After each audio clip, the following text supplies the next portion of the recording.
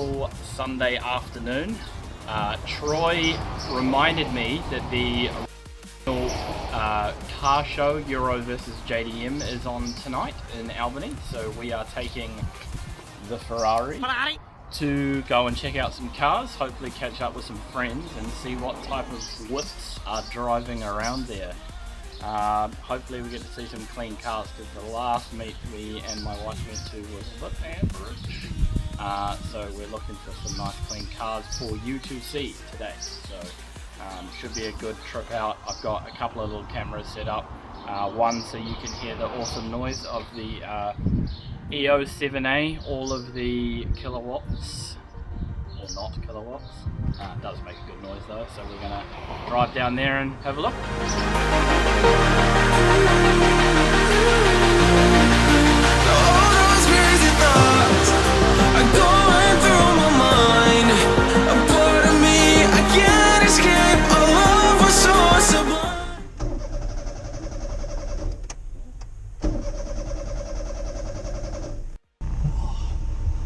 We'll try that again, eh? Every now and again, the little EFI relay that is 33 years old, the one that controls the fuel pump, decides that he doesn't want to play Bueno. I have got one on order, but every now and again you'll just turn the car off, turn it back on again, or try and turn it back on again, doesn't want to start.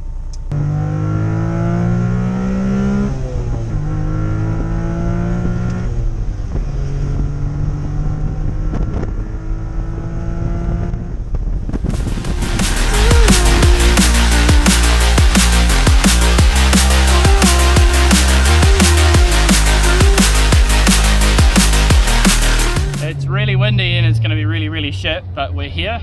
Also, yes, I did get it back going again. If I don't manage to edit the footage, my EFI relay decided it was not going to work on the way here, so I had to pull it out, throw it on the ground and put it back in the car, and then put it back in and it works. It does that every now and again. It is 33 years old. It is allowed to not work, but yeah, there is a shit ton of cars here, so we're going to go and have a look. Don't be too judgy, Troy. I won't. I'll hold the Asperger's in, it's all good. But yeah, should be heaps of cool things to look at. Like there's a really nice 240 over there that I want to go and have a look at. And yeah, lots of straight piped Volkswagens.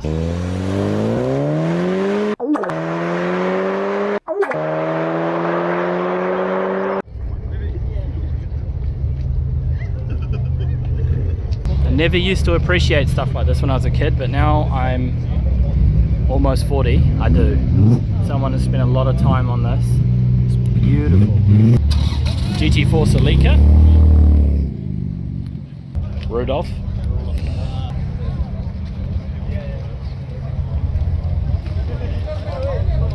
More Evos. I haven't seen one of those in a long time.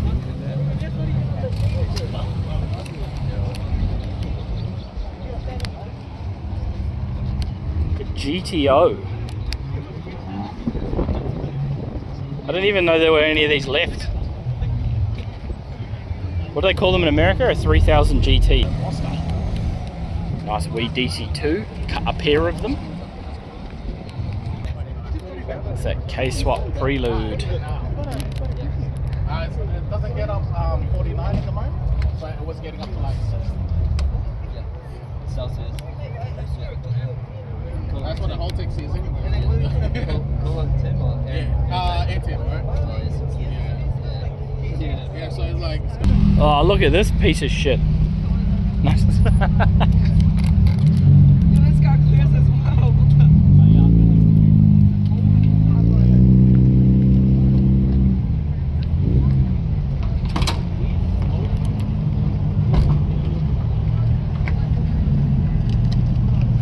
Pop the hood. Just my 33 GTR. Yeah, look at that. 33 GTR wheels. Not many of them made. 33 GTR wheels. Did a H swap. Front wheel drive conversion.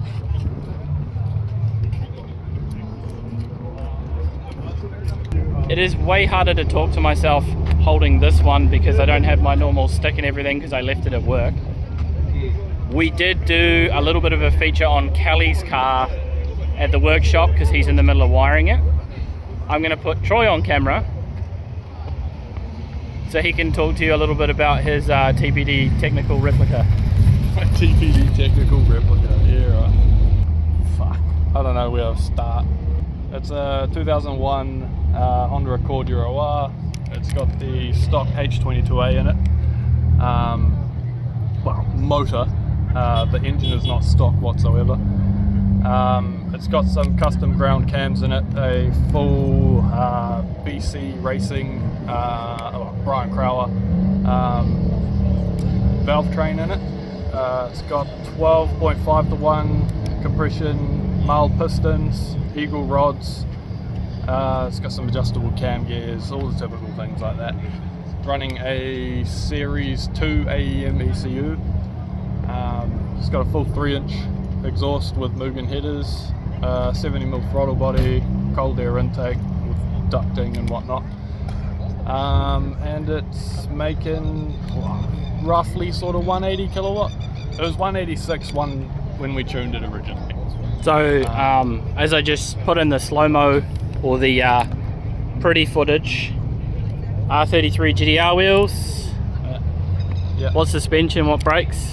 It's currently got stock brakes all round, but it's running endless MX72 brake pads. It's got Brembo discs on the front. It's got Mugen braided brake lines. The suspension in it currently is a bit of a mashup of CL7 and CL1 BC Golds. That way I could do it on the cheap and I could get the latest sort of stuff. I got a set of Aragustas at home that were in it, but one of them's blowing, so I'm gonna have to get that rebuild it myself. Yeah, that's suspension and brakes in it. Stock interior, like some of you may not have seen what an inside of a CL1 looks like. Factory Recaro interior. Little J's wheel. J's knob. Factory white face gauges. And let's go around to the back of it. Good on you, mate, you bought the bloody beers. Yeah, that's strapped down pretty tough too. Not. Battery percent. Let's find some more stuff to have a look at. A line of Tiebars.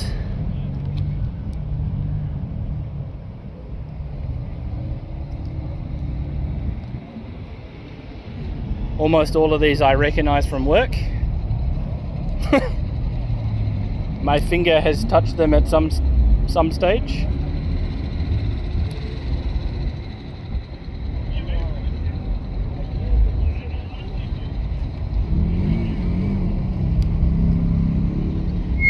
Nice Sylvia there.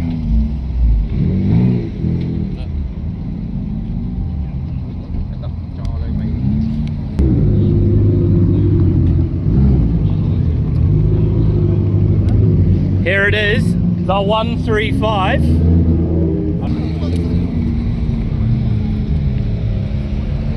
The most race car style 135 that I've ever seen.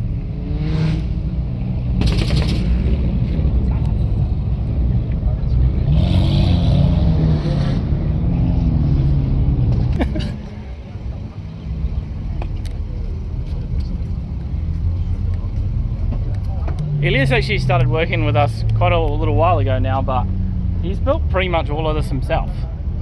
It's pretty impressive for a engineering student, because generally engineers don't actually make their own shit. It's normally my problem. But he's done a really tidy job of it. Twin oil coolers.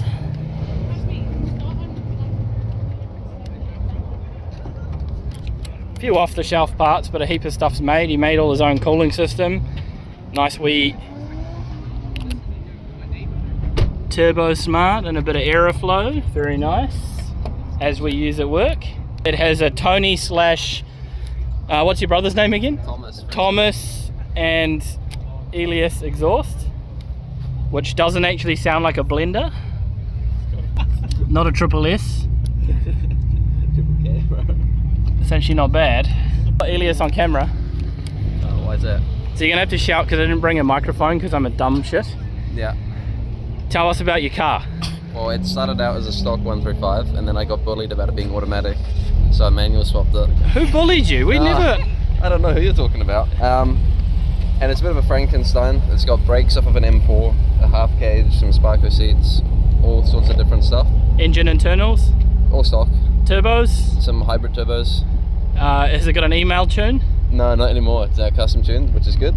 It's a bit more reliable now, hopefully. It's on a second engine, so I don't want to have to put a third one in. Maintenance items on a 135 are... Rod bearings mostly. But he's done such a tidy job. Yes, we give him heaps of shit, but we're really just jealous because I never owned a car this nice at his age. But also by giving him shit, his car's now manual. Yeah, good boy. And I tell you what, it's gotten a lot better since he's been working at TPD. Is it open? Yeah, should be. Look at this. People, how old are you, Elias? 22 now. Look at this, 22, manual. Oosh, anti-theft device. No stereo. And a roll cage.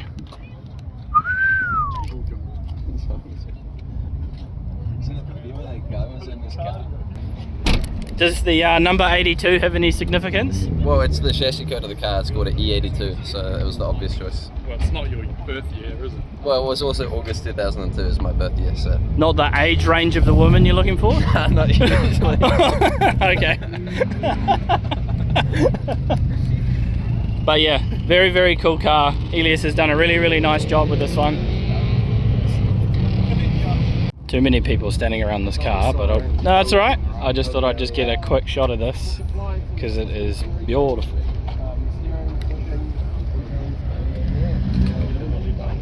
Okay.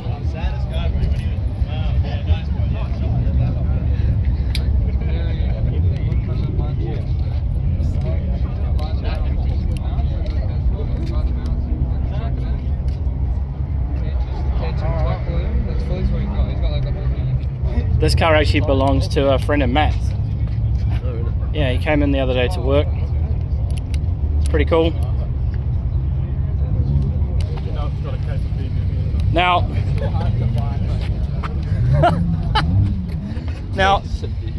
normally when we see number plates like that, it's a standard automatic something or other, but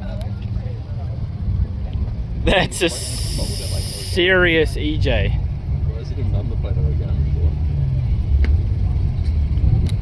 It's like the crane or the swan. That looks savage. Look at this DX. This thing's badass. And it's yellow. Come on, Elias, this DX is badass. Pretty cool.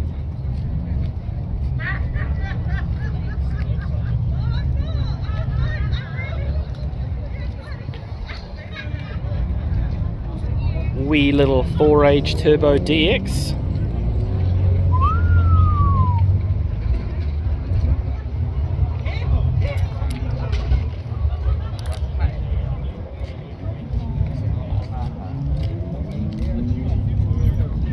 RX-7 with a roof box and a T-wing.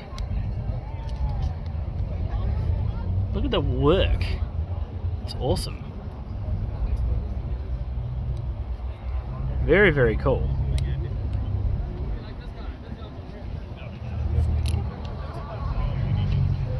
That was a bit of machining involved in this. This RX-7's really nice. Try not to get run over. It's bloody Lightning McQueen.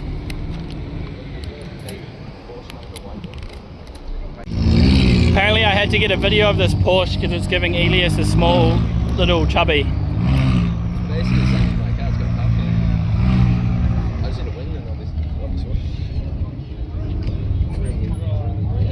Engine's in the wrong spot, but that's a She's pretty nice in terms of, you know, expensive Italian stuff. All the stuff we can't afford. Very nice. McLaren's having a rev. This is what I want. Basically a 135. Basically a 135? Yeah, the interior looks the same. Yeah, I suppose. It's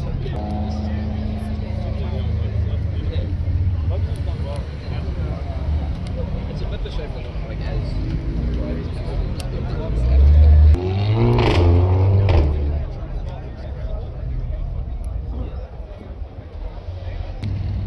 But it is very tidy.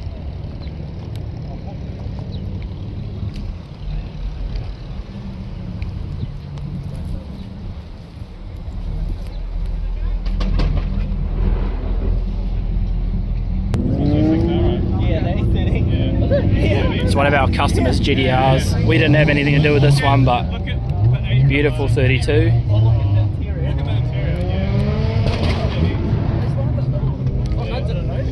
And then one car we did have something to do with is his EG. We did this ages ago now.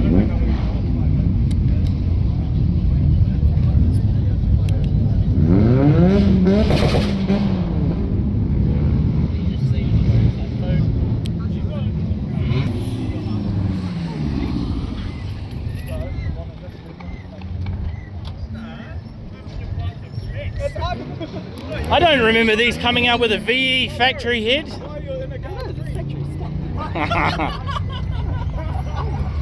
Johnny works at the local Go Fast parts shop.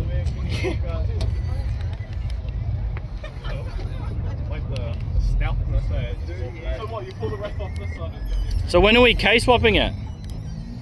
Trust me, I keep it. How did you get so rich, bro? Just being Asian, do good in school, it's all inheritance. How much did your dad pay for all this? Not enough. No, just kidding. Not enough. I'm not even going to pretend I know what LS that is, but I know it's an LS. 3. It's an LS3, is it? I don't know. It's one of Troy's friends. Her name's Alex. She's a very, very tidy S14. SSRs.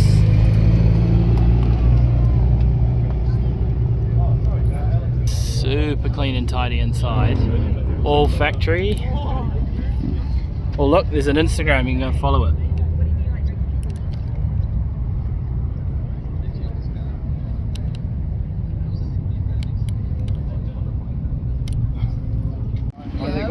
Well, while we were actually looking at cars at a car show or a car meet, some genius in a, what was it, a M6 decided he was going to try and be DK and went bang into a tree. The Bluetooth device is ready to pair. So it's quite funny, but now I can't leave. Mean. Okay, sweet. I have to shout because again I forgot my microphone because I'm a genius. That's the end of the car meet for us. Anyway, we're going to go now after some potato crashed into a tree and there's heaps of broccolis over there having an argument and whatnot. I hope you guys enjoyed some of the content. I couldn't obviously film everything. It was like 1,000,000 degrees today and everything's all spread out over this stupid car park which is uphill. So we got some good nice cars on camera and kind of sun setting and we're going to get out of here now. So thank you for watching, I guess, and I hope you enjoyed having a look around the Kiwi Auckland car scene.